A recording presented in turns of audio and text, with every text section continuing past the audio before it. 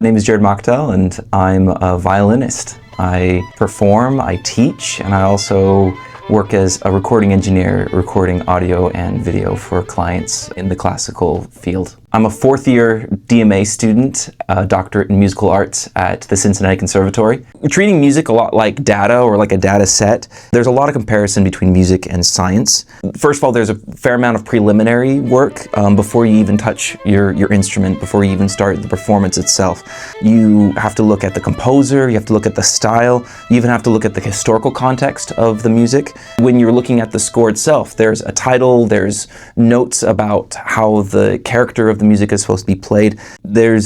All of these influence your ideas from the very beginning about how you're going to approach this piece. Is it something that's more aggressive and more fiery, or is it something that's more like a lullaby and more calm and demure?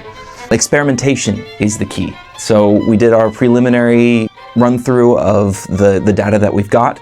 But then when you're actually playing the music, you're actually learning the piece, there's a lot of experimentation of what calls to you, what do you like, what is allowed. For example, there's certain types of art and certain types of music that do not allow any personal interpretation, or at least not very much. Mozart or the classical era has a very strict tradition to it.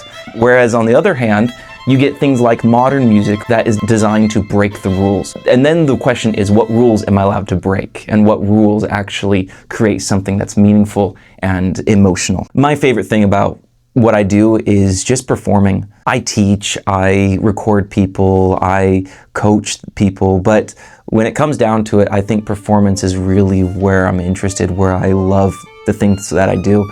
Because when I'm able to perform, when I'm able to play music and tell a story, then it makes me feel like people react to that. What's really amazing is when I can play something and I feel it and I know the audience felt it. When that happens, that's when there's that sweet spot. You kind of walk off stage smiling. My other favorite thing is showing people music they've never heard before.